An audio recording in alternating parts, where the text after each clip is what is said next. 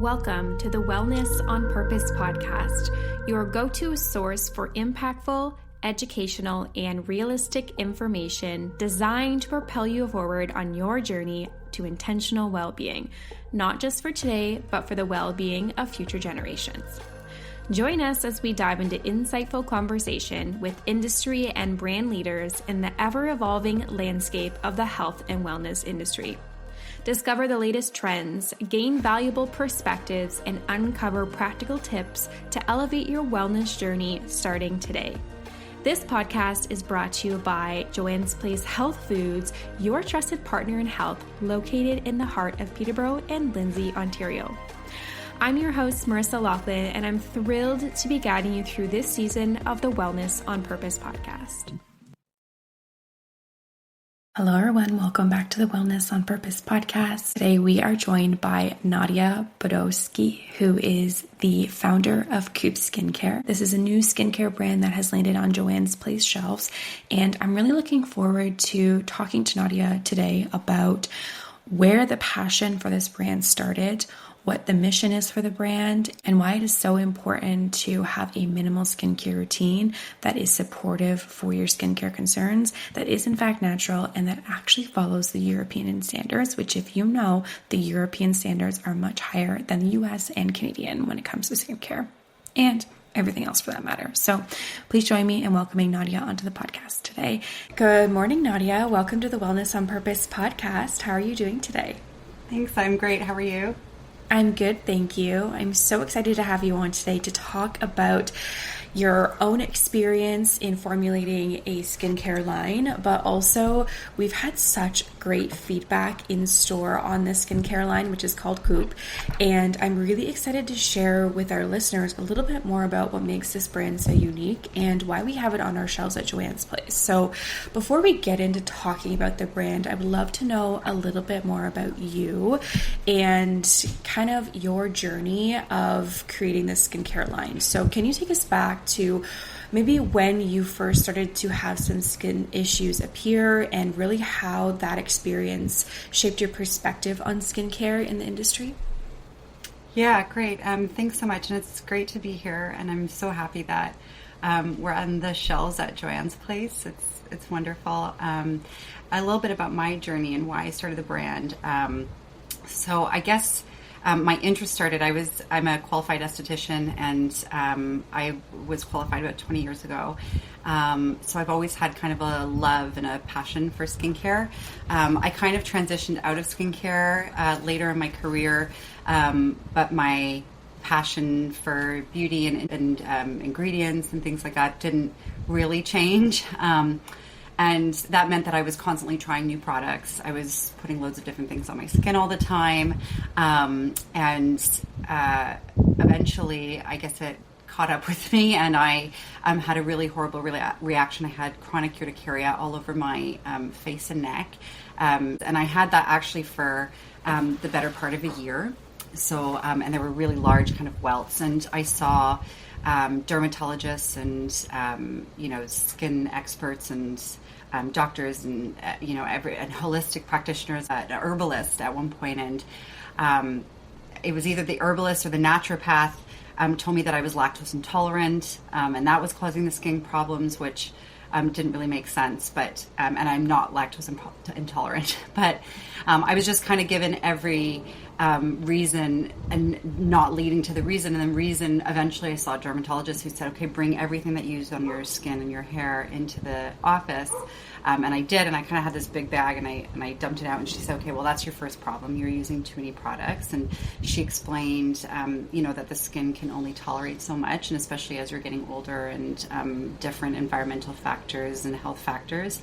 So stress, for example. So if you're constantly fighting histamines, from sensitive reactions to skincare, when your immune system is down due to stress, you're more likely to have a reaction. And at that time I was, separating from my husband, which was, very difficult, obviously. And anyways, the first thing that she said is to kind of pare back the routine and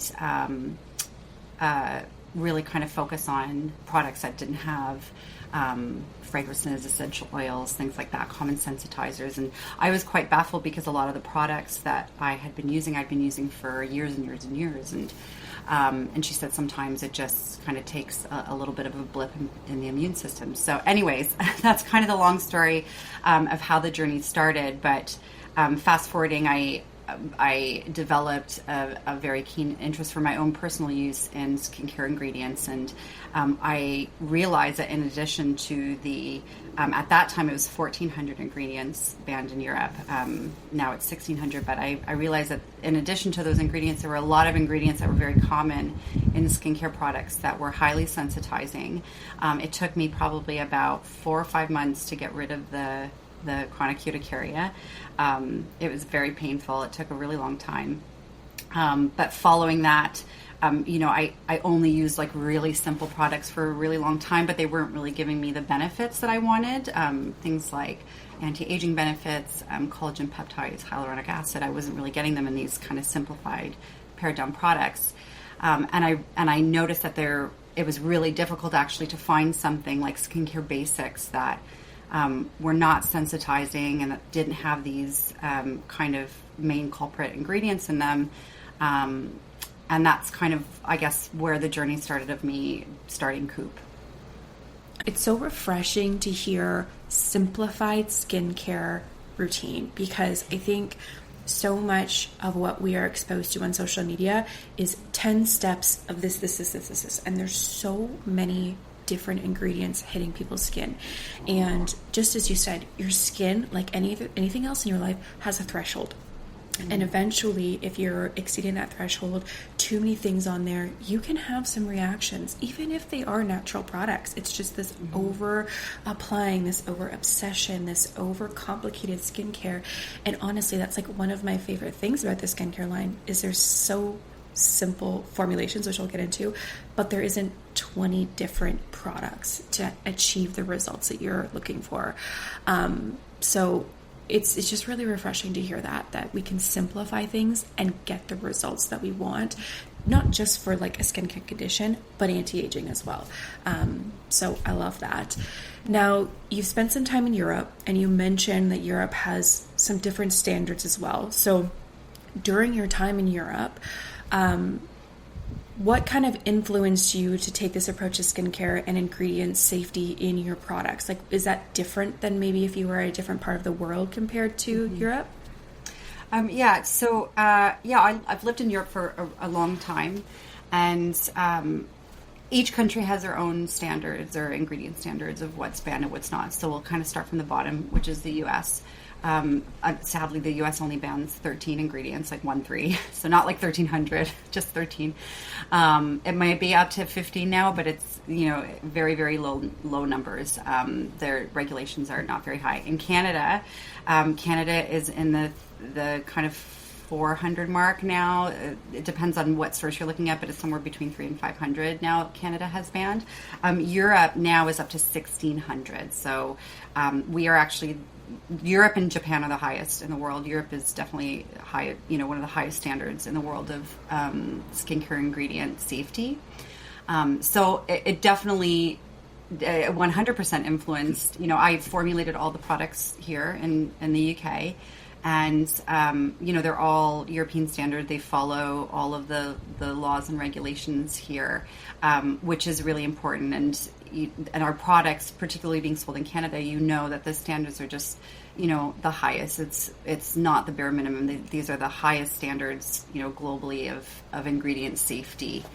Definitely influenced. I guess it influenced from a safety perspective, but it also influenced from a product usage. That's really interesting about the safety and standards of what is and isn't banned. And I do think that Europe is far more advanced than many parts of the world, for sure. And I mean, talking from just like a holistic standpoint as well, this goes above and beyond skincare. This is their food, their way of living. It's just so much more advanced and so much more, I would say, considerate of everyone's health and wellness in Europe, which is really important. So I always say if you can find something from Europe, it's definitely a good option. Now let's talk a little bit about Koope the creation and the mission. So can you talk us kind of through that thought process behind them, and then also maybe go a little bit deeper into talking about, again, the European regulation and what it is to ban those ingredients, what it means to be clean per se, in terms of those standards that you're following? First of all, let's talk about the word clean.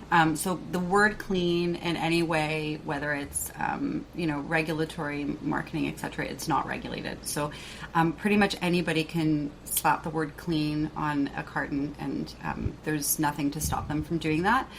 So clean is really, I guess, the perception of what the brand considers clean, or, some retailers obviously have their own definition of clean. But it really... It doesn't mean anything from a regulatory or perspective, or there's nobody really monitoring what that word means, sadly. And I guess it's also been it's been so widely used now for such a long time, and I guess I would have hoped, and I'm sure maybe some other brands who kind of follow our ethos would have hoped that maybe something would have been implemented, considering that there's so much... there's so many other things that are so litigious in skincare, but anyways, maybe that's another podcast.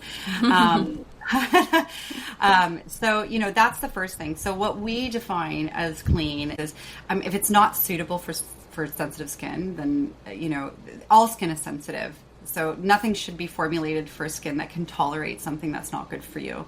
If it's not good for you, it doesn't matter if your skin can tolerate it or not. It just shouldn't be in the product. So the 3 rules that I've kind of created as my beacon when I'm formulating new products. The first thing is, if it doesn't benefit the skin, then don't put it in. And what I mean by that are things like fragrances, finishing ingredients like silicones, etc., essential oils. And essential oils is a really big one, I think, especially in the natural products world, because they are natural, but essentials oils are actually highly irritating. They're very, very sensitizing. If they're not diluted properly, they're very potent, and you can actually burn the skin if it's not diluted correctly. Essential oils also increase phytotoxicity, so you're more prone to sun damage. They can be reactive with other ingredients. They can disrupt the skin barrier. They can strip natural oils and damage the moisture barrier and cause dryness, flaking. I mean, I can go on. Essential oils is kind of a big one. But I guess the main thing for me just personally was just how highly, highly sensitizing they are. So, we don't use any essential oils for that reason. The next kind of rule that I have, that not all ingredients are best used topically. So some ingredients are best taken internally. So there are some ingredients, for example, that supports collagen and elastin formation, like bamboo, for example. Bamboo is really great to take internally for skin functions, but it's not as effective topically. There are some antioxidants that are better taken orally or internally rather than topically. And then there are some that are really great if you mix both, like, for example, like collagen, for example. Collagen obviously is great to take, internally. It's also great to apply topically in skincare. But not every single ingredient is actually beneficial. And I guess, from an ethical perspective, I really don't want to put an ingredient in a product just because it sounds great or because maybe it's good in supplement form or something like that. So we really focus on ingredients that are the most beneficial topically or paired with something that can be taken in both methods. The last thing is all of our products are vegan and cruelty-free for obvious reasons. We don't use any ingredients tested on animals. And all of our products are vegan so that they're accessible for absolutely everybody. Those are 3 really big, important rules that you would think should be the standard for all skincare, especially not tested on animals. I just saw actually another brand talking about where we currently are, like in 2025, and that it's absolutely shocking that is still even allowed to happen. And I couldn't agree more. It's obviously amazing when we see brands that's like their the core, their foundation. They're not doing that. They're really setting the standard, even though there's a lot of brands, unfortunately, that still are not even just putting that as their bare minimum. But all really great things. And I'm glad you touched upon essential oils as well, because what we know is just because something is natural doesn't mean the safety of it is suitable for everybody. And that's kind of that greenwashing, similar to the clean movement, is if something is natural, then we just assume it's safe. There's so many nuances to skin types, sensitivities, and as you mentioned, dilution. Not to say all essential oils are bad, but it's how it's being used, what it's being mixed with, and the dosage of what that is. That's really important. Right. So I'm really happy to hear that has been part of, what is a rule for you to formulate this, because it's a big thing. Now, and actually, I'll add to that. So on the flip side of what we don't put in, and we talk about kind of like the 100% natural, it's also what we do put in. So preservatives, for example. So we get a lot of questions like, oh, why isn't this 100% natural and stuff? And like the importance of preservatives in a skincare product is just so critical. Preservatives, they prevent bacteria growth. If you think about where your skincare products are held, most of the time they're held in the bathroom or somewhere that's, very damp. There's water constantly being exposed. Anything that's water-based, like any product that is water-based, is an ideal environment for bacteria growth. And then, the question might be immediately, okay, well, why aren't you oil-based? But oil-based products are not a complete solution, because the second that water is introduced to the product, like on your fingers, for example. So if your fingers are even damp a little bit, and say you have a pot. I mean, none of our products are in a pot. All of our products are in a tube. And the reason for that is because it's more hygienic, so that you're not, it doesn't matter if you just wash your hands. You just have natural microbiomes on your fingers and on your skin. If you're kind of constantly sticking, your finger in a product, or, the second that you open it, there's moisture in the air or something like that. So 100% oil-based products are not a complete solution to eliminating preservatives in your skincare products. They're also not suitable for all skin types. They don't deliver benefits like being able to control the pH, like pH balance. They don't carry all actives. So anyways, I'm kind of going on a little bit of a rampage there, but, it's all about safety, right? So what is in my product is safe? So again, kind of going back to those European standards. So we know that Europe has very high safety standards. So there's a lot of ingredients that, even though they're permitted, maybe in Canada or Europe or whatever, maybe the standards in Europe is that you can only have a certain percentage. So you already know, like, that percentage is safe. Like we get a lot of, I don't want to kind of get into this too much on this, but like we get a lot of questions about phenoxyethanol. Phenoxyethanol is a really safe, stable ingredient when used at a safe level. The main concern is that we are aware of is it could be irritating, which is like any ingredient. If you kind of load the skin with any ingredient, good or bad, if you put too much hyaluronic acid, like if you put anything that's just kind of like at a higher level than safe or recommended, you could have sensitivity. But it is really important to essentially, I guess what I'm trying to say is safety is number one. So what is going to deliver me the safest product at the safest level? And I mean, is it safe? Is it low risk of carcinogenics? Is it low risk of bacteria growth? Is it, it's more, there's kind of like a whole picture. It's not just, safety isn't just about preservatives and bacteria and, health, like what's going to absorb in your skin system. It really has to be approached like the whole picture.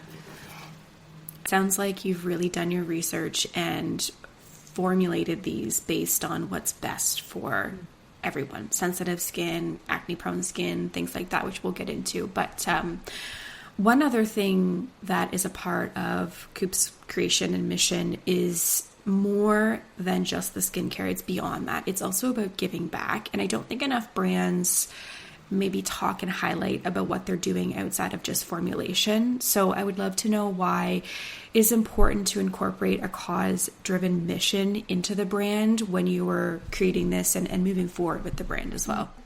Yeah, thank you for that. I appreciate you asking because not a lot of people do. I had a kind of a non-traditional rocky start in life. I'm a child trafficking survivor, and I got very involved in the cause about 10 years ago. I started to volunteer with trafficking survivors in Europe, and I actually joined a charity. I was on their board, and I was just...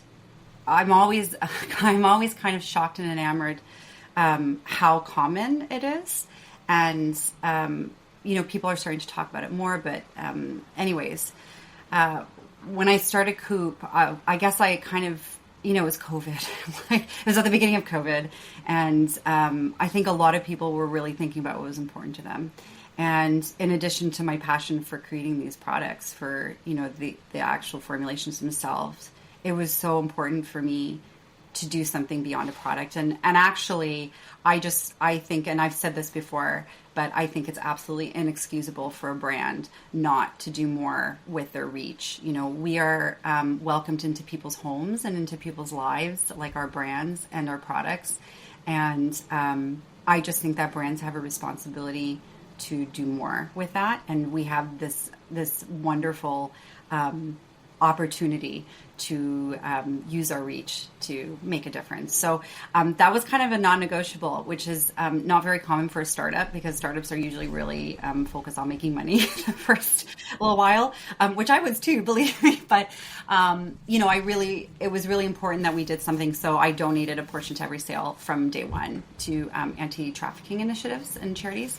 So that was really important. I kind of did that quietly for a long time. Nobody really knew about it. And then I realized, when I do trade shows and speak to retailers and customers, actually people really appreciated that. So I started to talk about it more. And then the other thing that's really special is obviously there's art on our packaging. If you've ever picked up a Koope bottle, you'll see there's the right panel. There's a piece of art, and that's actually a piece of art commissioned through our call for art. So we put out a call for art periodically, and the winner is paid a commission fee, and we also help to promote them and try to help them gain awareness as an emerging artist. And that was kind of really important, because I think that everybody's really tired of being sold to, and I think myself included as a customer, I'm a customer, I'm tired of being sold to, and I want to feel that a brand is doing more than just selling me a product. I want to feel inspired, and I want to feel like part of a community. And our program, that's what our art program does. And it's really unique. We're the first brand in skincare to do something like that. So very special, very proud of that. Amazing. You should be very proud of that, and continue to share that as part of your story and mission, because as you said, the trafficking part, I actually didn't know that. So thank you for sharing that. Very vulnerable. And, but as you said, you maybe weren't aware, and I would say most people probably aren't aware of how many people are affected by this. And the more we talk about it, the more awareness we bring to it, the more education, the more hopefully preventative we can bring as well to the situations. But it's really important to talk about, and it's very lovely to hear that brands are behind some type of mission in some way. And it's just a different audience that you're also talking to in those different demographics. And I think it's really important. So thank you for sharing that. And thank you for taking that into consideration when creating a brand, because as you said, there's no reason that shouldn't be part of every single brand's mission in some capacity, whether it's small to your local town or a large organization. It should definitely be incorporated. Quick pause in today's episode, because I want to talk to you about a transformational online program. In case you missed it, Joanne's Place released an online program called the Wellness on Purpose Program to Educate You last year. And our intention with this program is to make this education more accessible for our community to better support their wellness journeys. This program promotes sustainable and realistic changes, and it really focuses on the foundational pillars of every single person's health: your nutrition, your sleep, your stress, and also movement. If you want to get started today, click the link in the description below to learn more about the Wellness on Purpose program. by the way. It's completely free, and you can move at your own pace from the comfort of your own home. Now let's get back to the episode. We've talked about a little bit about your journey, a little bit about the creation and mission behind Koope. I would love to talk a little bit more about the products that we have on our shelf and just create some education and awareness around why there isn't 20 different products and how effective a simple skincare routine can be. So a lot of people are struggling with identifying hidden allergens in their skincare products. And you kind of spoke to that with having more of that complex, skincare imbalance, and you were trying to navigate. So what would you say are some of the most common irritants that people should be looking at their skincare package for, and that you have actually avoided in the formulation of Koope as well? Yeah, these are just ingredients that we exclude because of our knowledge of what they do. But, obviously I mentioned essential oils, so I don't have to say that again. There are some ingredients that are kind of fragrance, like linalool is one. So linalool is very common. That's a really common sensitizer. Citral is another one, very, very, very high on the sensitizing list. Those are both kind of fragrance products. They try to mask, or they kind of mask ingredient smells. Any kind of sulfite, SLS, SLES, so any kind of sulfates. So if something's foaming, for example, so if you go and it's like a foaming cleanser and it comes in like a pump bottle, unless it has an alternative foaming agent like an amino acid or something like that, it's likely a sulfate, and that is a very big dryer of your skin. It just completely soaks all the moisture and is very, very irritating. So those are kind of the most common culprits, I'd say, to sensitizing ingredients out there in the market. Okay. And fragrances, obviously, any kind of fragrances. Yeah. So you highlighted that you do focus on active ingredients in some of your formulations, and maybe some people don't really know what active ingredients mean. So can you talk a little bit more about that? So basically, an active ingredient is something that is doing something measurable in your skin. So for example, a hyaluronic acid is an active ingredient because that produces a result, or it does something measurable. A ceramide or a peptide, like those are kind of the ingredients that are working. They're kind of the working agents or the working parts of your skincare. Things like preservatives or emulsifiers or, different kind of agents to keep it from sticking together. Those aren't really active ingredients. Those are kind of functional in the product, to give them their texture, to give them their form or their safety. So those are kind of the two categories of active and non-active ingredients in a skincare product. Okay. Now let's jump into talking about the products. So there are two different cleansers that you have formulated, and I would like to talk about each of them. There's the Milky Cleanser and then there's the Gel Cleanser. So let's start with the Milky Cleanser. Okay. What makes this formulation so unique, and also who would be most suited for this type of formulation as well? Yeah, so our Milk Cleanser actually just won the beauty awards, the Chatelaine Fashion Magazine and Hello Beauty Awards. Congratulations. Thank you. That's the second award that the Milk Cleanser has won. It won the 2023 Health.com Skin Awards as well. It's really special. All of our products are special, but the Milk Cleanser is very special to my heart. It's a really unique formula. It's very rich. It has a really rich, smooth texture. It's very kind of nourishing and thick. Some people have actually said that they use it and they feel that they don't even have to use a moisturizer afterwards, which I don't condone, but I'm flattered by the compliment. But the Milk Cleanser is really best for like your dry, mature skins. It is very rich. I'm 40 and, I'm probably perimenopausal and my skin is getting drier. So I tend to, for example, use, I probably have like kind of more balanced skin type.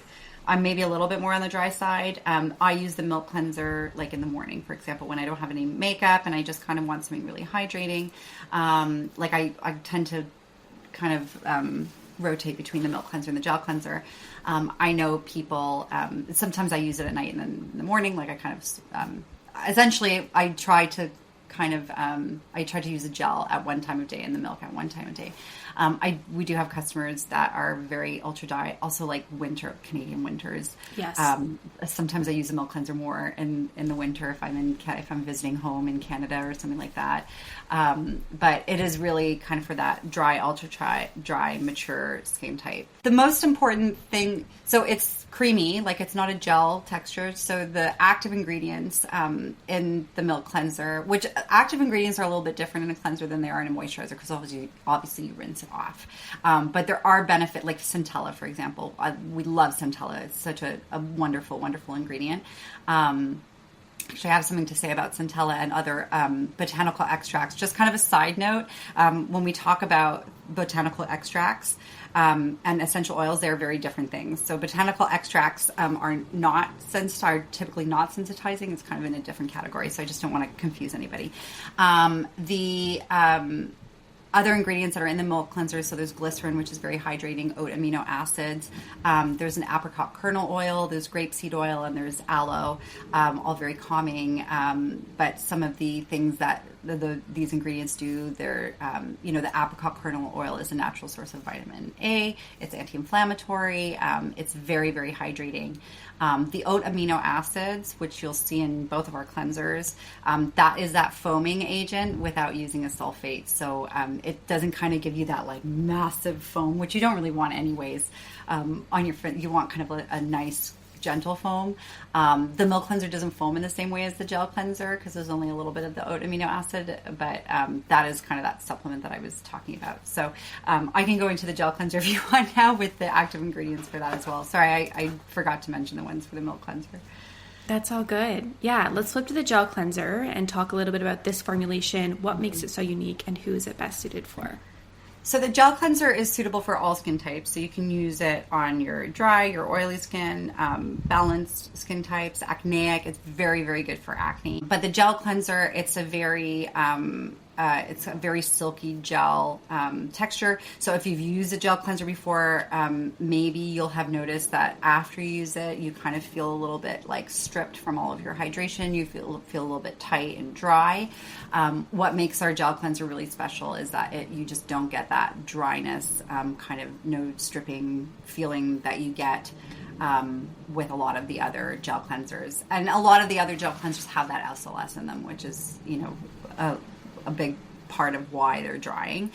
Some of the active ingredients in the gel cleanser are, it has those oat amino acids, organic cucumber extract, allantoin kiwi extract, and it also has aloe as well. That's calming. Both of our cleansers remove makeup really well.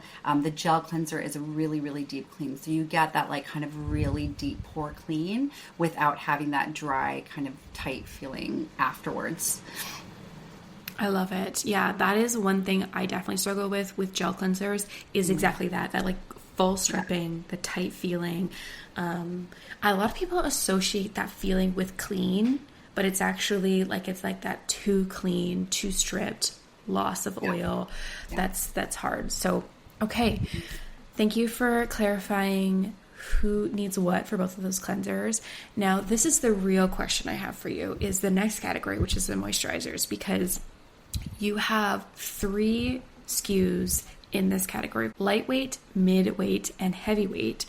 And I would love just to talk about what makes these formulations different between all 3 of them, and maybe who would pick or when to pick which one. Okay. So if you kind of look at all 3 of them, they're exactly what they sound like they do. And part of naming our products, I don't know if you noticed, they're quite simple.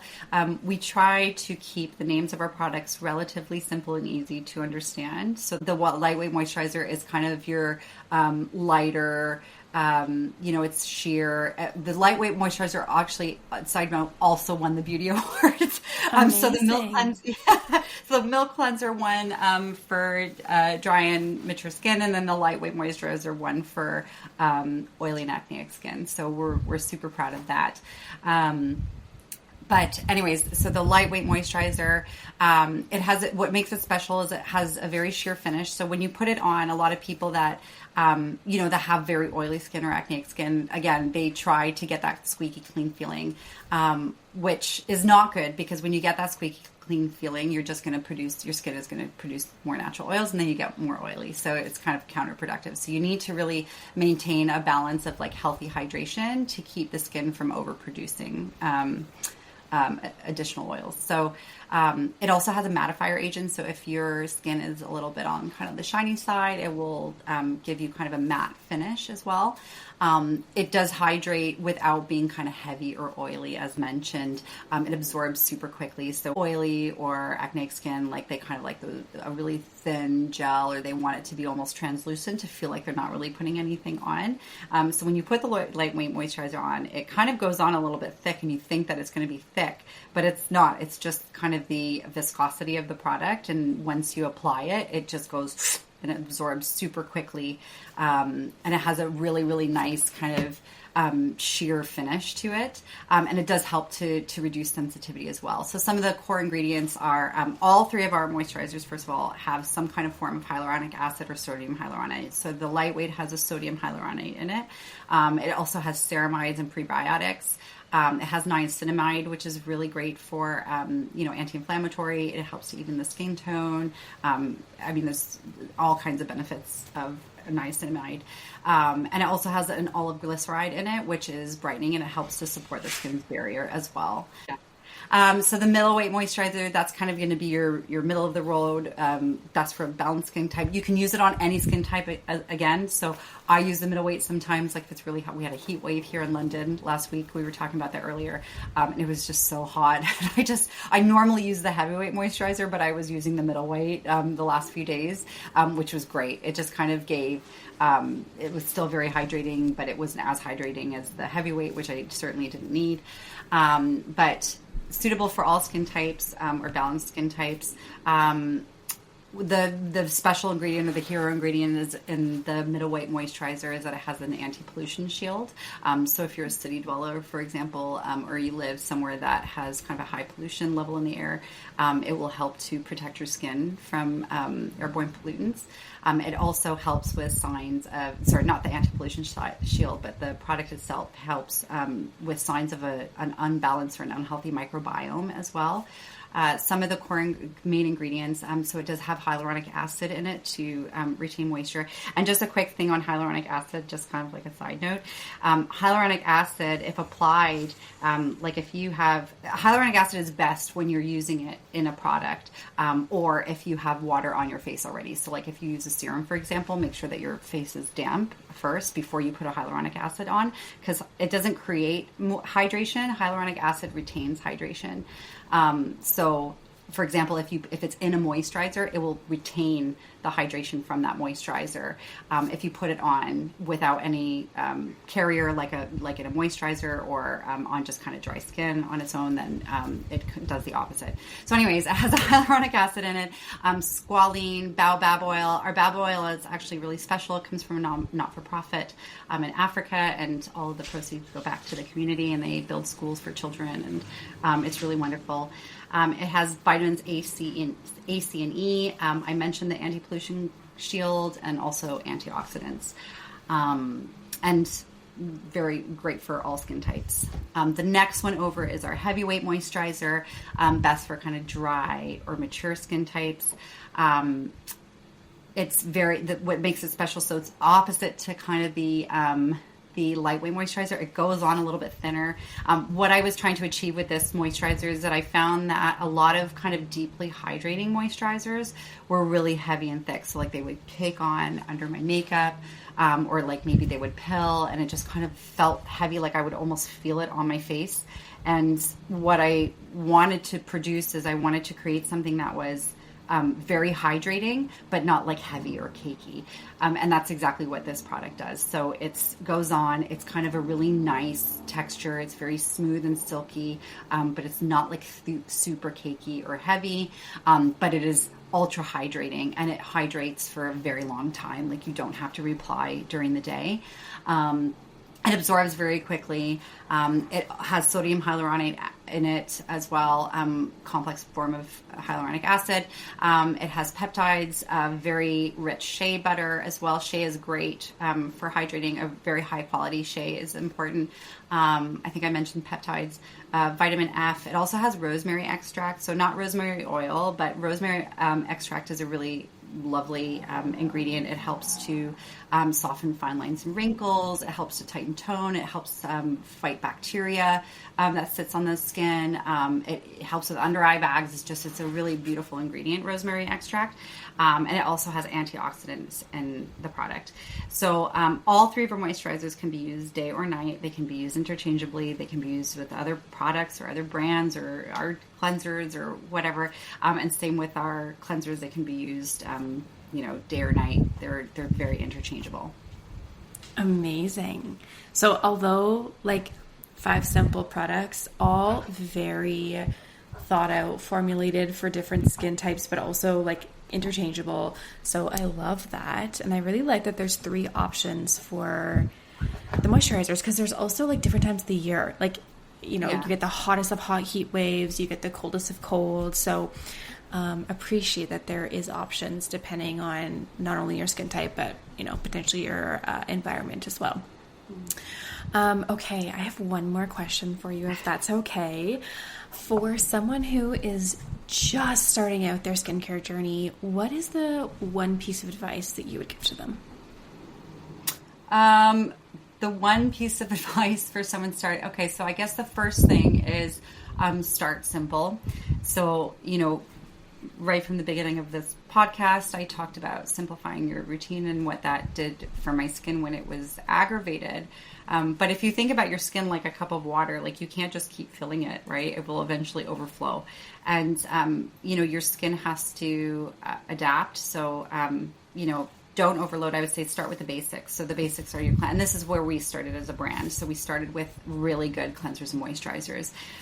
So make sure that you start with a very high quality cleanser and very high quality moisturizer, and be consistent with it as well. If you don't want to it takes the skin some time to adjust to new products. So I would say be consistent for quite a while, and keep it simple and be consistent for quite a while to allow the skin to really get the benefits of the product. That's my one advice, but I've got loads of advice. But that would probably be my top one for somebody just starting their skincare journey. Love it. Yeah, consistency is big. I think if we, I've talked to so many people, and I'm guilty of this too, is I expect something to work that day, and it doesn't happen that way. It's all about consistency, removing things that may be actually triggering what you're trying to combat, and just being aware of all those things. But consistency is a big one for sure. So I love that.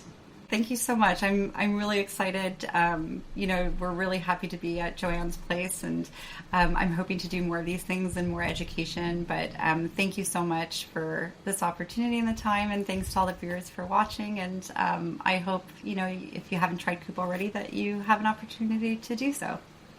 Absolutely. And for our listeners, so Koope is available at Joanne's Place, both of our locations in Peterborough and Lindsay. If you have questions, you can always email us, but just pop in, talk to one of our sales specialists, and we would be happy to share more about the line and help you pick what would be best suited for you. So, Nadia, thank you so much for joining us on the podcast today, sharing your wealth of information as well as your passion. It's been very lovely to talk to you, and I really appreciate your time. Thank you. Likewise. Thank you for joining us for another insightful episode of the Wellness on Purpose podcast. We hope you found the information valuable and inspiring to support you along your wellness journey. Before we go, a quick reminder. The content shared in this podcast is for educational purposes only. While we strive to provide accurate and up-to-date information, it's important to remember that everyone's health journey is unique. We strongly recommend consulting with your healthcare professional or a qualified health practitioner for personalized advice tailored to your specific needs and circumstances. Your well-being is a priority, and speaking to a healthcare professional ensures that you receive guidance that best aligns with your individualized health goals.